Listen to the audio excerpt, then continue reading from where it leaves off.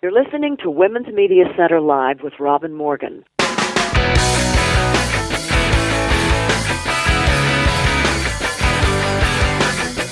Welcome to Women's Media Center Live. I'm Robin Morgan. We have a stunningly good show for you today. Lisa Amati, who has been called the Neil deGrasse Tyson of paleontology because of her infectious joy communicating about science, is here. Also with us is Dr. Julia Geynisman, founder of the first all aspects of healing survivor clinic for women who have endured violence, specifically but not exclusively sexual violence. Last but hardly least, our second only ever male guest on this program, the first having been President Jimmy Carter, this one being the former senior black correspondent on The Daily Show and now host of The Nightly Show with Larry Wilmore. Larry Wilmore. Quite a lineup. But before we speak with them, first we need to go inside the headlines.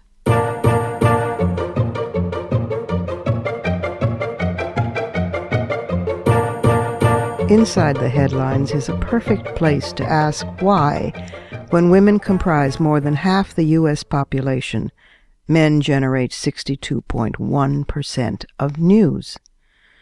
The Women's Media Center, which, as I've mentioned before, is now celebrating its 10th anniversary, has again issued its widely consulted Status of Women in U.S. Media report, which is the Divided 2015, the Media Gender Gap, and it's free and downloadable from the womensmediacenter.com website.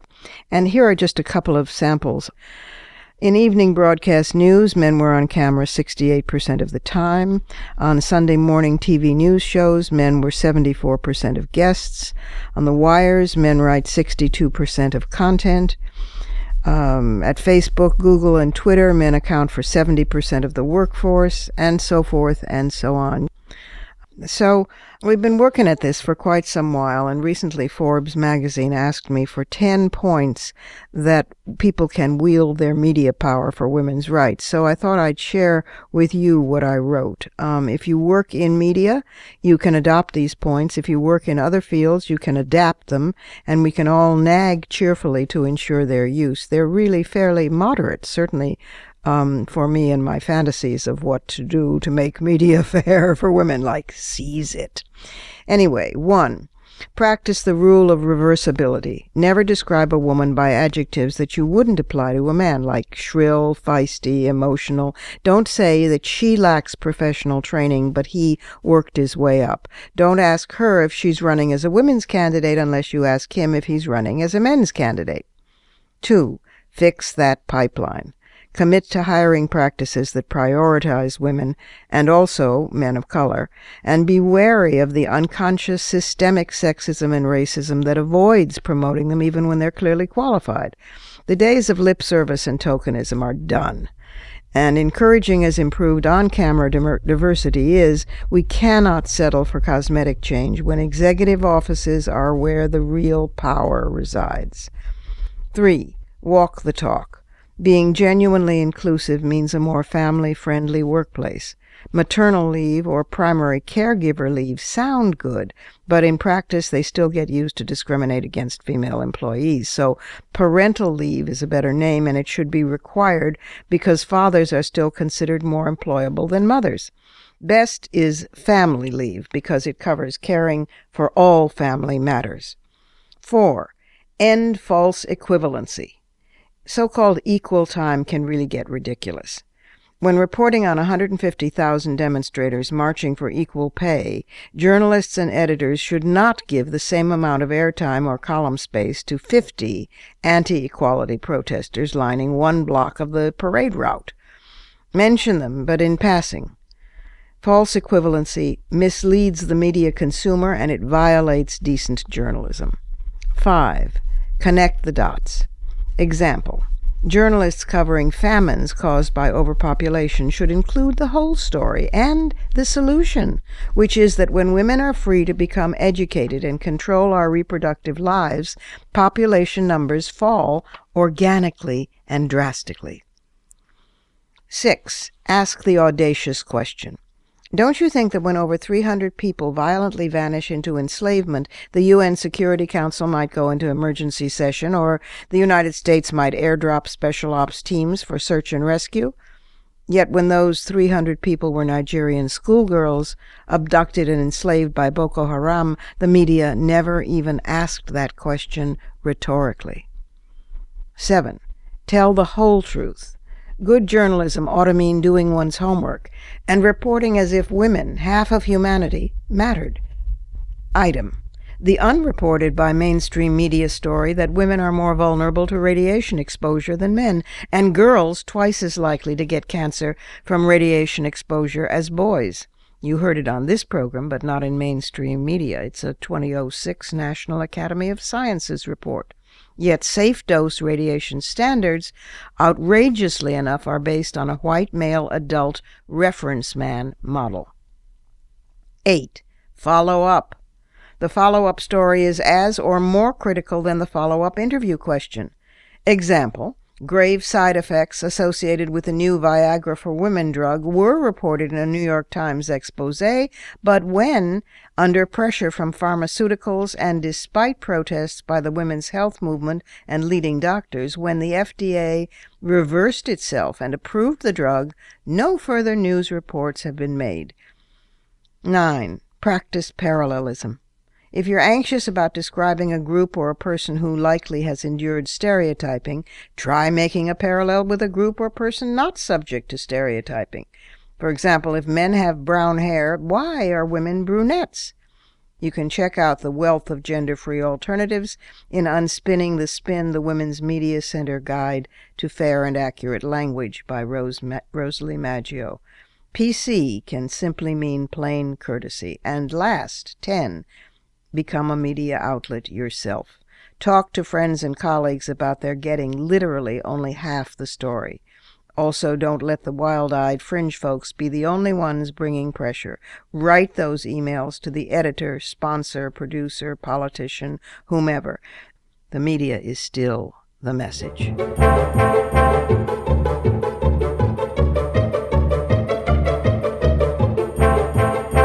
And now it's time for my first guest. Dr. Lisa Amati, A-M-A-T-I, is the official New York State paleontologist. Did you know there was one?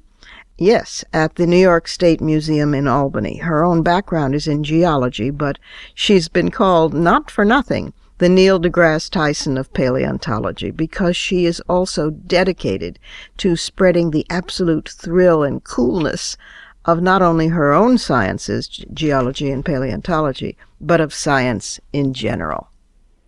Dr. Amati, Lisa for short, welcome to the program. Thank you so much for having me. Oh, it's a delight to have you. I mean, you are rapidly becoming the Neil deGrasse Tyson of paleontology. You're the second woman only ever in the post as New York State paleontologist, and you wear jeans to the office, and I love you so. And you keep according to this article about you, you keep a Charles Darwin doll nicknamed Big Chucky D on your bookshelf. Big Chucky D is actually right here on my desk. Hello, Big Chucky D. I take it that you're actually, what a concept for evolution. Absolutely. Talk a little about what the crazy people in our country who are in denial about everything from climate change to women to evolution to, you name it. Well, we have a big problem with scientific literacy in the United States. I think we're all aware of that. 1 in 4 Americans don't know the Earth orbits the sun, which is God, a little scary to me.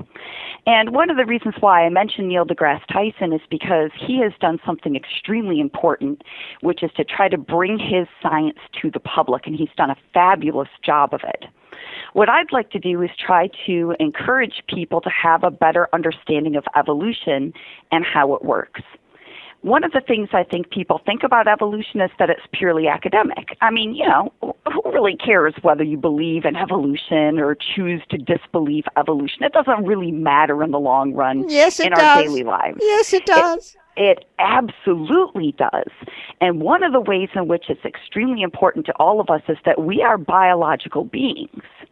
And when we go to the doctor, we are treated as biological organisms who can actually be affected by things like bacteria.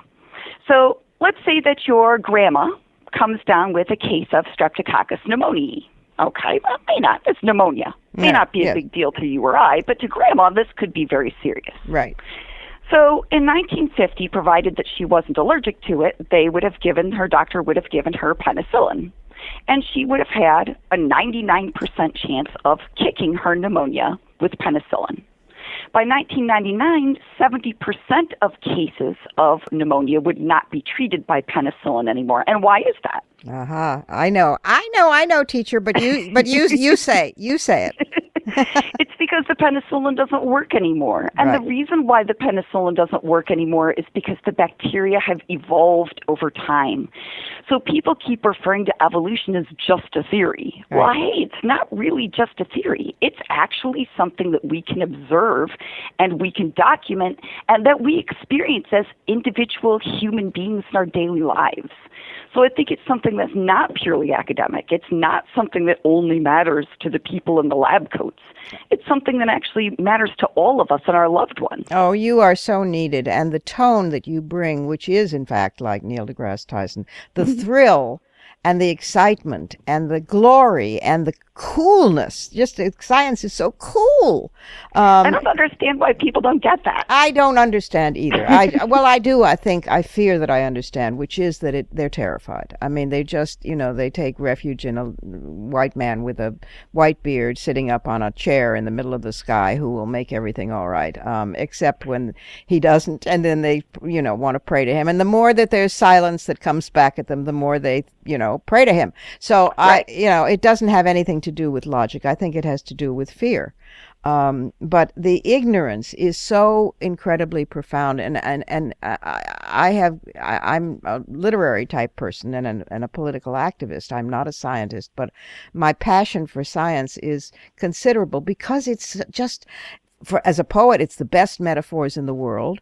As a living, thinking human being, it's necessary to live and think and be. Now, let's talk for a minute about women in the fields of geology, where you were a professor for 11 years, and in paleontology. There's been a recent major discovery that is all over the PBS public television website of a huge, exciting fossil find in South Africa.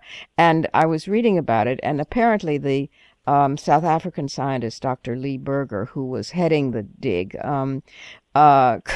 couldn't get into the cave himself. So he put out a call on Facebook saying that he needed skinny scientists who are not claustrophobic, and the result was a team of 6 women, and they made an extraordinary find. How have things been in general, except for the Leakey family, who are a phenomenon unto themselves? I can't think of many women paleontologists or geologists. When I was in school, I graduated from undergrad in 97. We were about 50-50 women in my classes. Wow. We had a number of female geologist professors. And when I was at SUNY Potsdam, we were about 50-50 with female students.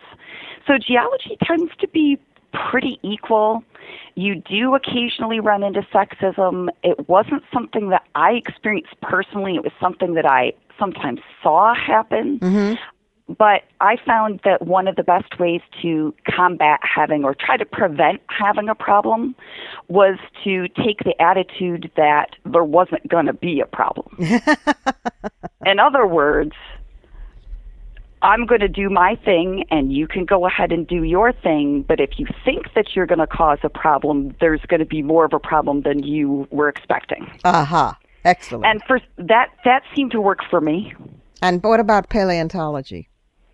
Paleontology, there are quite a few of us. Okay. There are quite a few women. There are quite a few famous women. There are some really well-respected, excellent researchers in the field. I've never felt like I was a woman in a man's world in geology or paleontology. How fabulous. Wow. It's absolutely wonderful. It is. And I've watched friends of mine who are in the engineering field who've not had the same experience. Yeah, STEM in general is now one of the priorities of the women's movement, is to get little girls into, feeling that they can go into science, technology, engineering, and math fields, because, as you know, the hard scientists, so-called hard sciences, have not been notoriously friendly to women. No, and I think that's why, as scientists, and especially as female scientists, we need to have more communication with the public about our fields and be more role models and leaders to young people, male and female. Absolutely. So let's talk a little bit about, you are in a wonderfully visible spot now. What does the New York State paleontologist, other than wear jeans and be brilliant and fight evolution deniers, what does she do? She curates the collection at the New York State Museum, and what else? Yes, we have close to 1 million specimens, and they are in almost 800 of these metal cases. So those all need to be taken care of. We're working on databasing them, which doesn't sound fun, but it actually is. I get to do my own research on trilobites, which is one of my favorite things to do. I get to talk to the public, both adults at public lectures, and I get to play with fossils with kids, which is one of the most fun things I ever do.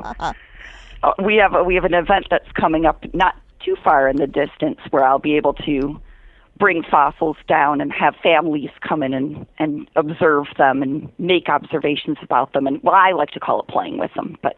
Wow. And where is the New York State Museum, for listeners who don't know? The New York State Museum is located on Madison Avenue in Albany, New York. This is very, very exciting, Lisa. It's quite wonderful. I mean, and that there is a woman, only the second ever to hold that post, being so open and so communicative of the pure, unadulterated glee and fun and awe and wonder of science is a joy. I wish I could have said it as well myself. Well, you have and shall. Thank you so much for what you do. Come back and talk to us again. And thanks for being with us on Women's Media Center Live. Absolutely. Thank you. We have to take a short break here at Women's Media Center Live. I'm Robin Morgan. And when I return, we'll be talking with a woman who treats the absolute worst things that happen to women with the best possible healing measures. So don't go away.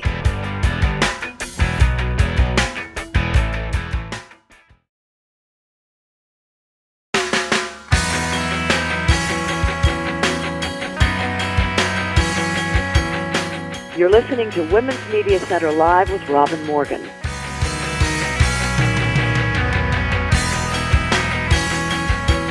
Welcome back. My next guest is Dr. Julia Geynisman, Geynisman. She's a resident in obstetrics and gynecology at New York Presbyterian Weill Cornell Medical Center, but even more importantly, she founded the Survivor Clinic in 2013 to serve women who have survived or are surviving gender violence, and it's a broad menu of gender violence that she sees and treats. It's a model, the Survivor Clinic, that I wish were replicated all over the country and all over the globe. Dr. Julia Geynisman, Jules for short, welcome to Women's Media Center Live. Thank you so much, Robin.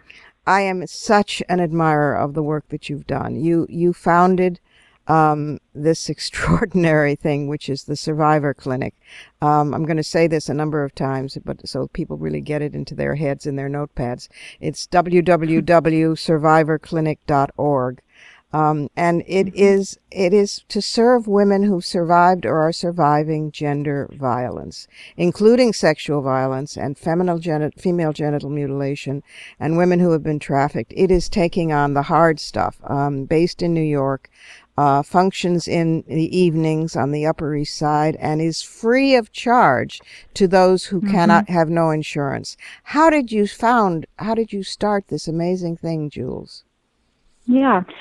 Well, so it was actually one of the reasons that I came to New York was because I really wanted to focus on global women's health as part of my training and residency. And one of the things I feel most passionate about is working with women who've been survivors of gender-based violence. And, that can be sex trafficking, it can be female genital mutilation, it can be survivors of rape and torture and war. And so when I first came here my intern year, I heard about a grant opportunity through the American College of Obstetricians and Gynecologists. And I applied for this grant basically to do research with this special population. And the research really was on what their knowledge and preferences were about contraceptives. But of course, research funding comes with this money that I could then use to provide them with medical care. Wow. And so, so it really was a great way to, both understand kind of what this community knows and ways that in the future we can better educate ourselves when we work with them and, find better ways to kind of address their knowledge about contraceptives and, and their rates of STDs and things like that. But it also allowed us to provide them with great medical care in the process. Amazing. And you not only are facing patients who have all of the normal things that patients have that go wrong with them in general health, but you must be seeing everything from, traumatic brain injuries from being beaten up to extraordinary damage to the pelvic system. I mean, say some of the things that you're seeing. Right. Yeah. So we see kind of a very broad range of complaints, and a lot of them are very hard to diagnose because there's a big overlap between what are truly physical complaints and what are physical manifestations of psychological complaints. Right. So it's always hard to know, whether somebody is truly having, migraines or a traumatic brain injury or they're manifesting their stress as headaches. Yeah, particularly if those who are trafficked or in prostitution have an incredibly high rate of PTSD. So, okay, go on. Absolutely. So we've seen traumatic brain injury. I've had women come in who say that, they haven't been able to hear so well out of one ear, and lo and behold, I look in that ear and there's a blood clot sitting there that's been there for the last 6 months, and who knows when and how she got that. But so there's certainly some of that. There's a number of women who've had multiple ectopic pregnancies and surgeries as a result of those, or they've had pelvic inflammatory disease that just wrecks their pelvis and they get really terrible pelvic pain as a result. So that's a large part of what we see. But, of course, I think what we often forget is that these women, even though they have lots of risk factors for complicated gynecologic problems, they also have a lot of normal health conditions. Sure. A lot of them are women in their 20s and 30s who are starting to develop diabetes or high blood pressure, or, they may have the first signs of some inflammatory bowel disease. And so we can't forget that they're also just normal people. Right. No, of course.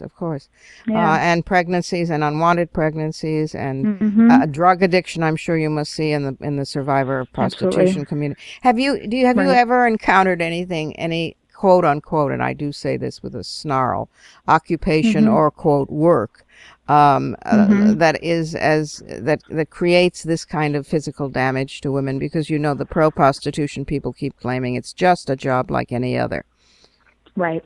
No, it's absolutely not a job like any other. Yeah. And certainly with none of the abilities to get out and none of the protections in the workforce. And, it's absolutely no job like any other. Yeah. The problem also with it being a job, I think, is that, any other job I've taken, you go to some kind of an interview or you read about it online and you know exactly what the job description entails. And you're pretty much guaranteed that when you show up on day one, what they told you were going to be doing is what you'd be doing. And, there may be small deviations, but, certainly not to the extent that I think women who do their first job in prostitution all of a sudden go from 0 to 100 to doing something completely different than what they thought they had signed up for. Yes, absolutely. And so, you can't really consent to a job when you have no idea what you're consenting to. That's a wonderful way of putting it. How can we clone you and and make the survivor clinics all over the country and all over the world? This is such valuable work. Yeah. Well, I think that it has to do a lot with just understanding and exposure in the medical community. I was shocked, I think, my first year here in New York at how few of the physicians in the OBGYN departments here, really across the city, knew nothing about the rates of trafficking in New York, and you'd think it's a global city. It's, of course, one of the major hubs of trafficking. And in obstetrics and gynecology, where we see so many women who have unwanted pregnancies, STDs, et cetera, all of the, things that come out of this kind of abuse, right, that we should be, if anything, the first line responders. And nobody knew anything about it. What do you think that? You think it's just denial, or it can't happen here, not in my backyard? I mean, it's not as though the women's movement hasn't spent 50 years just this wave trying to sound the alarm. Right. Well, I think there's still this belief that trafficking is something that happens only to international women. And so, if anything, some people think, well, if I see a patient who is from some foreign country, maybe my radar is a little bit up. But, I think bottom line is people don't want to get into other people's personal problems, and even us as physicians, you get really well trained in medical school about taking a really good, deep social history. And somehow when we get to residency and beyond, people kind of take out all the important stuff in the social history about who do you live with and what do you do for a living and where do you get your food. And really it comes down to, do you smoke, do you drink, do you do drugs? Right. That's not enough. That's not enough information. No, and I think that we just oftentimes we'd rather not know, and I think that's the problem, and whether it's, especially when you work in a big hospital system where lots of people are interacting with a particular patient, and you always sort of feel like, well, it's not my job to ask those questions, it's somebody else's. Maybe the emergency room doctor asked, maybe the social worker asked, maybe the intake nurse asked, Somebody else. And it's kind of the Swiss cheese model, right, where nobody asks then, and the patient comes in and out of the system without having really anybody address these red flags. Oh my God. Well, I'm certainly glad you came along and you were different. What made you so different? Why did you decide to work on global women's health? Yeah.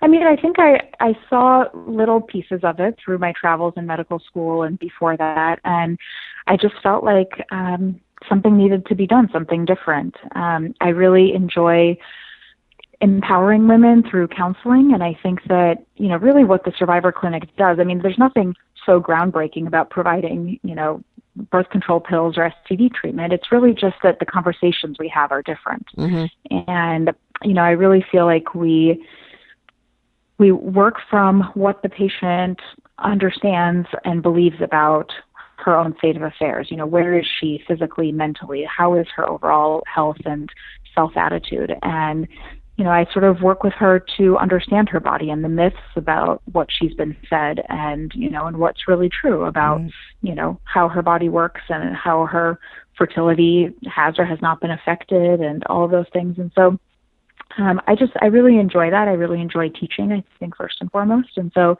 I feel like these women are so eager to learn something empowering. Yeah, well, you're still very, as usual with somebody who has done something remarkable, you understate, it's just listening, it's just the you from the issue of FGM through the issue of treating women who are survivors of prostitution and battery and trafficking, you are looking into what Conrad called the heart of darkness and trying to cure it. And we need more of you. Before we go, tell the listeners who are an activist group and all around the world how, other than visiting the website and learning more about it, how they can help, how they can spread this consciousness and encourage medical personnel in their own areas to do similar things. Well, so I think having trainings at every hospital everywhere just about understanding the signs of trafficking and how medical providers can ask the right questions to elucidate that is important. And there's great resources out there. The HEAL Trafficking Network is a network of healthcare providers all across the country who have great sort of resources, online tools, and speakers who can come out and do these kinds of workshops. There are a lot of videos online that can kind of talk about how providers can recognize the signs.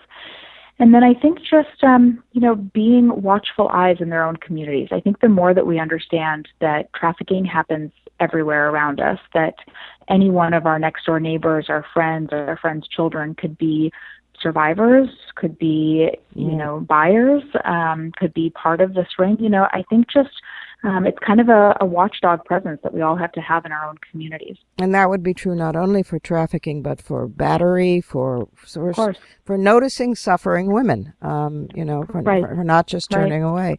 The website is www.survivorclinic.org. And we've been talking to the wonderful Jules, otherwise known as Dr. Julia Geynisman, and you are just fabulous. Thank you so much for being with us on Women's Media Center Live, and thank you, Jules, for everything you do. Thank you so much, Robin. It's time for another quick break here. This is Women's Media Center Live. I'm Robin Morgan, and when I come back, I'll be coming back with only the second ever male guest to appear on this program. You have to be a pretty special guy to get on this program, and he is. So stick with us.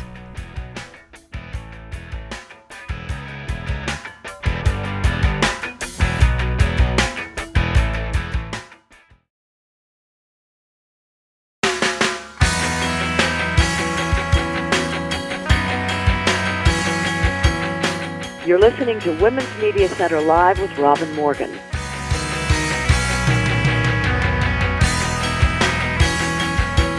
Welcome back again. My next guest has been working in television for a long time. He wrote for the show In Living Color.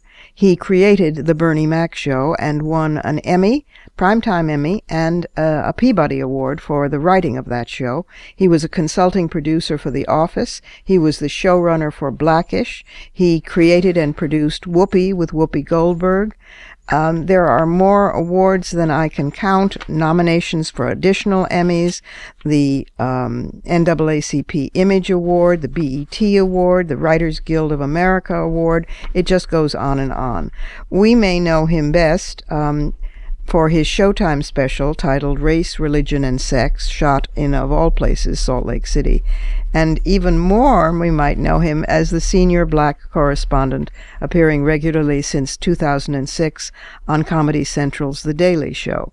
But now we know him happily as the host and co-producer of The Nightly Show with Larry Wilmore, also on Comedy Central from Monday through Thursdays at 11:30 p.m. Eastern Time and at earlier times comparably throughout the rest of the country. Larry Wilmore is the second male guest to appear on this program. Larry, welcome to Women's Media Center Live. Thank you very much. Nice to be here. Well, you are the second guy ever to be invited to be a guest on this program. President Jimmy Carter was the first. So you're in a very elite group of two so far. I know. I'm honored. And with the president. Wow.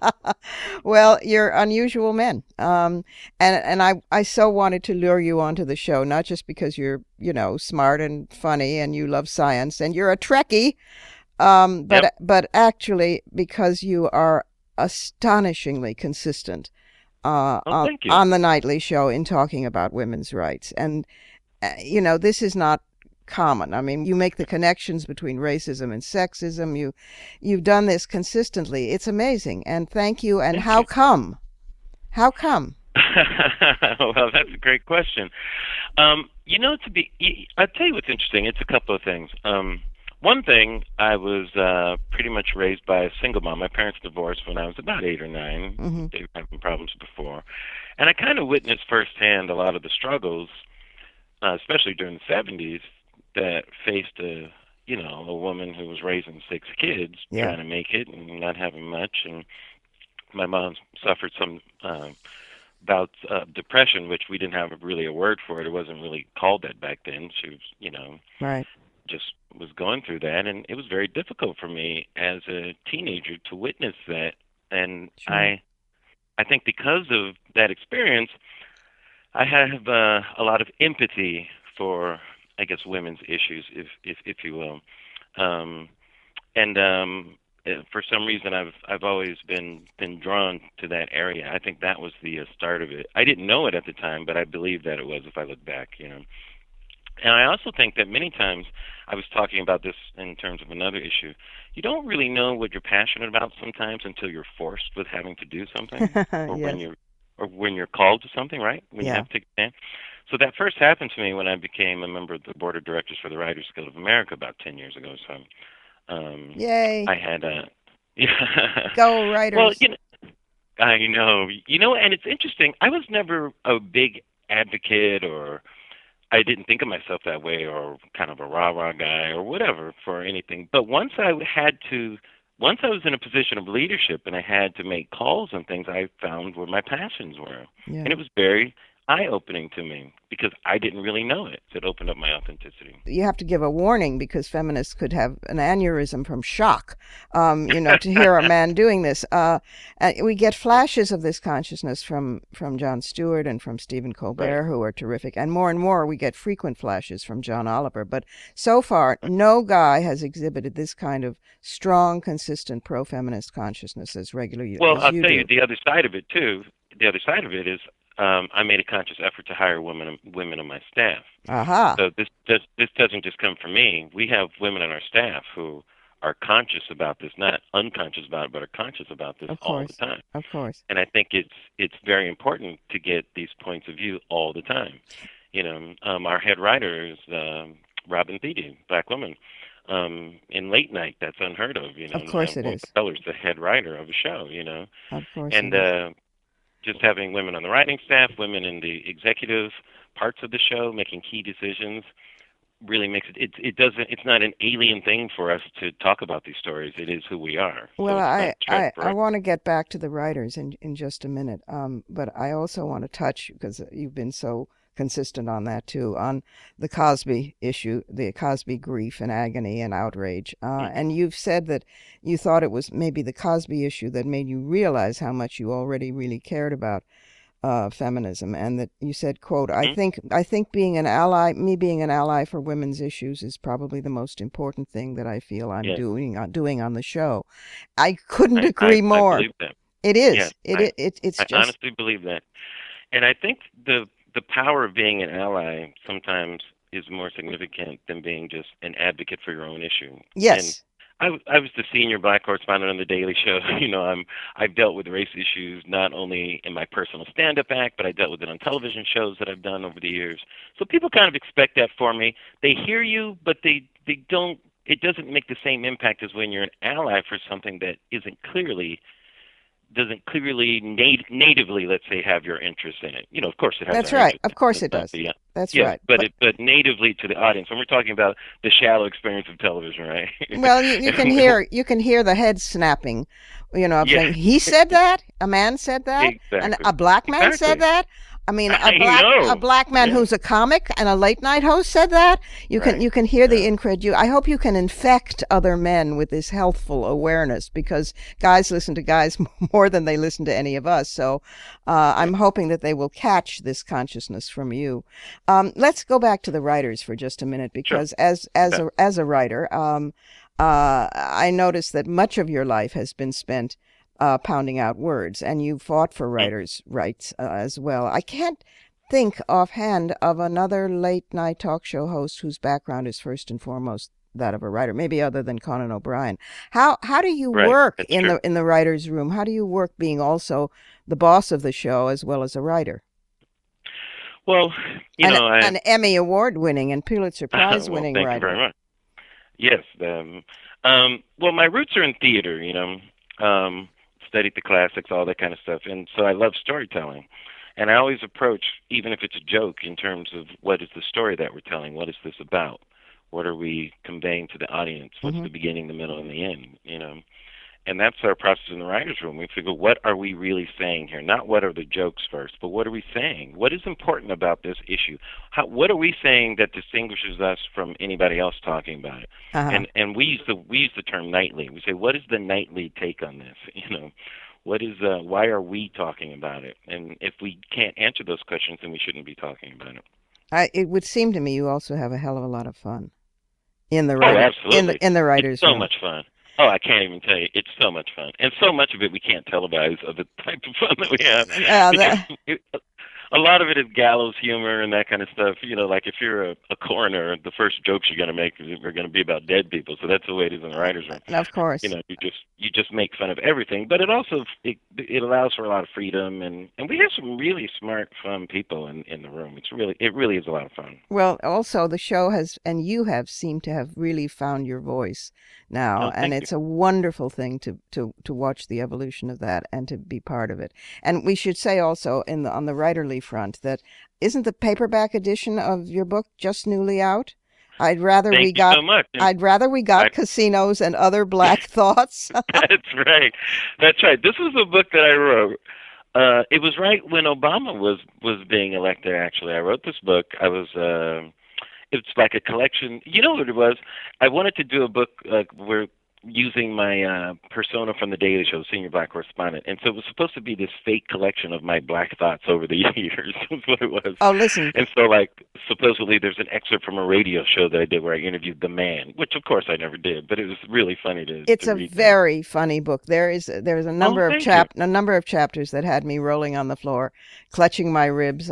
Most notably the one which is text messages from a Birmingham jail. Yes, exactly. And since the first political action and training that I ever had was in the civil rights movement, I found this absolutely killer hilarious.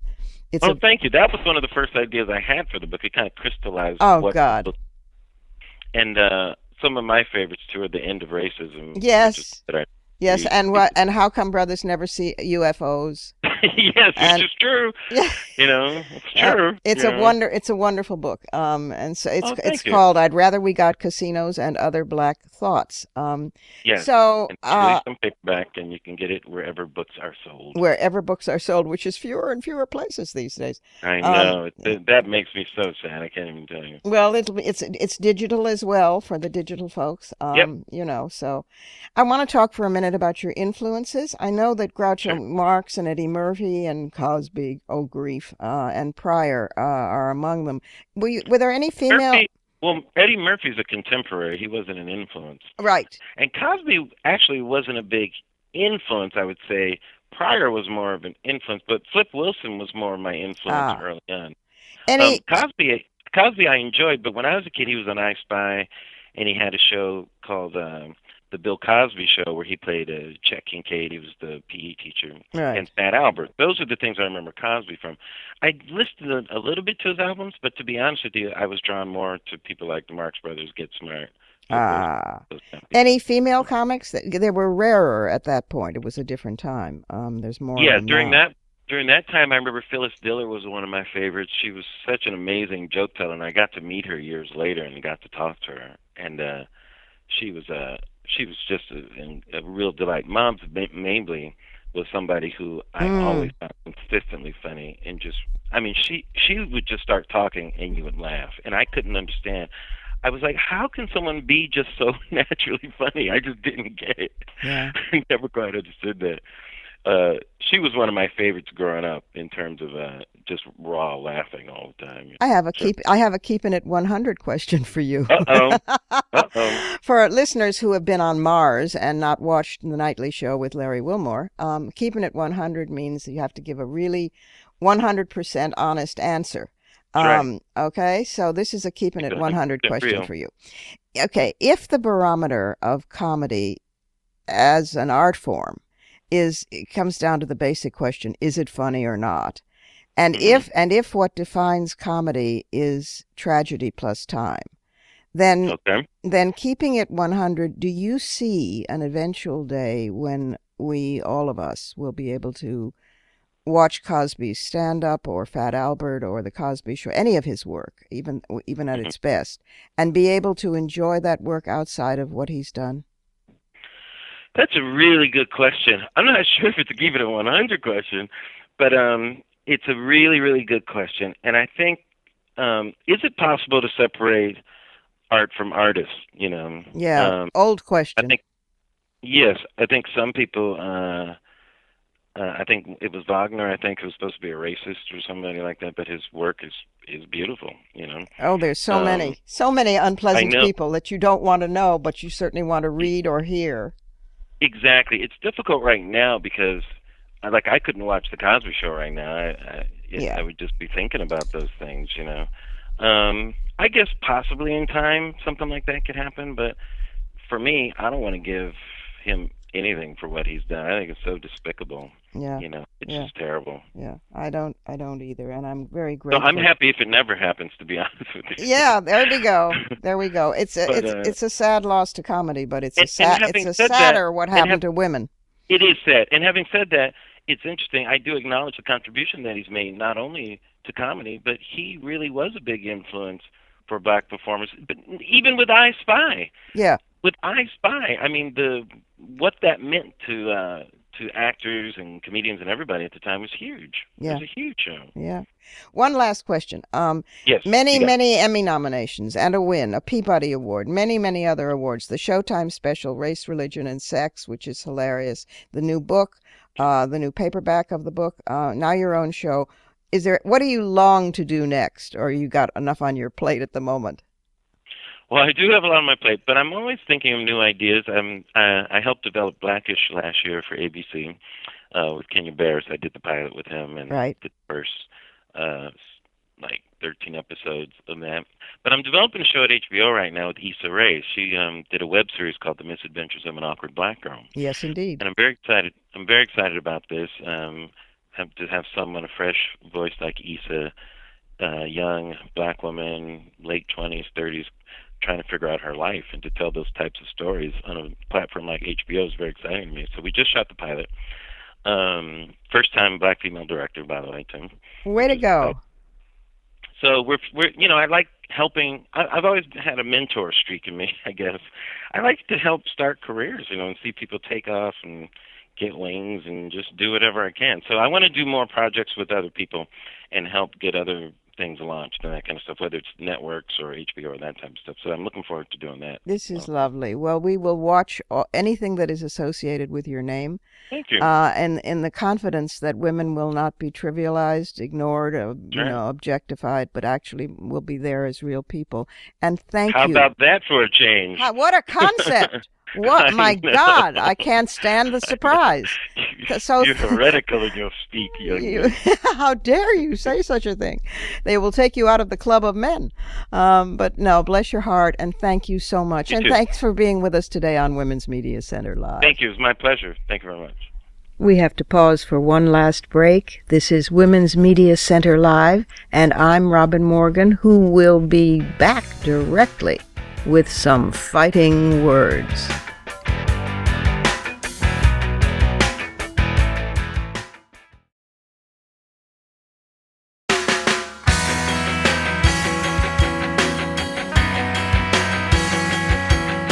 You're listening to Women's Media Center Live with Robin Morgan.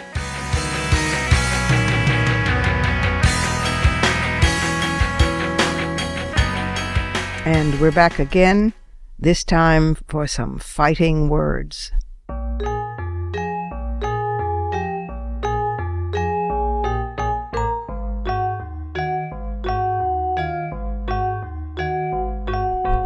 The Prime Minister of Bangladesh, Sheikh Hasina, woman, the second woman to be Prime Minister of that country.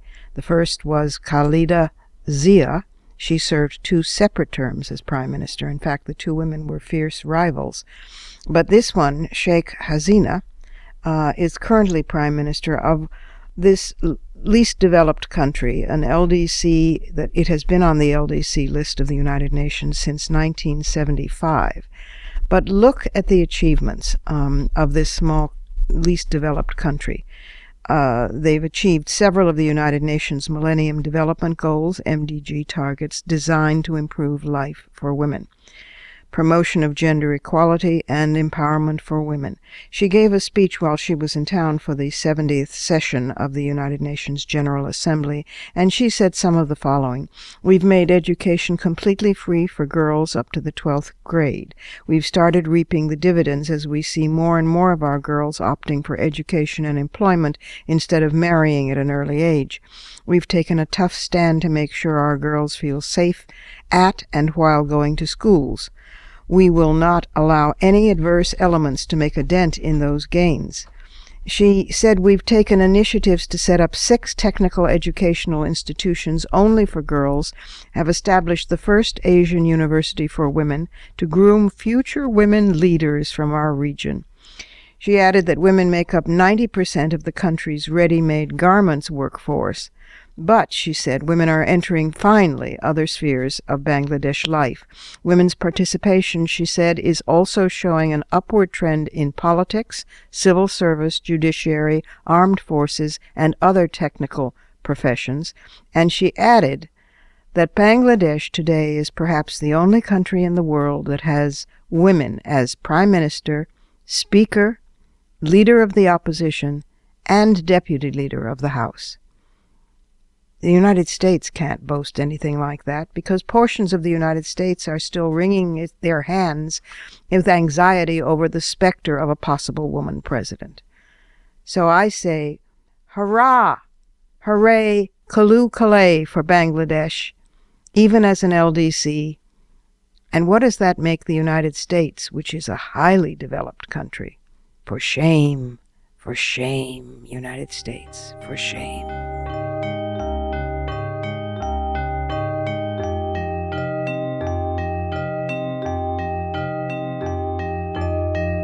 That's our show for today, but I did want to tell you before we go that I've done a TED Talk. Now, if you don't know what a TED Talk is, TED.com is a place to go to for many, I think thousands of short, pithy, interesting videos, specifically talks on a whole wide variety of subjects. And I've done a TED Talk, or rather a reading of some of my new poems, which has now posted and which, to my absolute astonishment, has, as of now, and still climbing, over 250,000 views. Between you and me, for poetry yet. Wow. So if you go to TED, that's T as in Thomas, E as in eventually, D as in do not forget to do this, TED.com, and if you put Robin Morgan into the search box, I won't fit. But anyway, if you put Robin Morgan, the words, into the search box at TED.com, it comes right up. This program is syndicated, but if you can't find the broadcast on a radio station in your own area, you can always visit us at WMClive.com, and there you can find the show plus the archive of all our previous episodes. And we're at iTunes worldwide, of course. There you can stream, download, and subscribe to the show's podcast. Also be sure to find WMC Live on Facebook and on Twitter. Portions of this program were taped earlier. Opinions expressed here do not necessarily represent the WMC. Here's the family for Women's Media Center Live. Our founding sponsor is Regina K. Scully. WMC President and Executive Producer of this program is Julie Burton. I'm Robin Morgan, your producer and host. Thank you for being with us, and do not forget to join us next week right here on Women's Media Center Live. For the smartest talk about news, politics, sex, books, religion, race, and more, tune your radio to Women's Media Center Live with Robin Morgan. Audacious, witty, provocative, informative, and fun. It's Women's Media Center Live with Robin Morgan on WMCLive.com. Talk radio with a brain.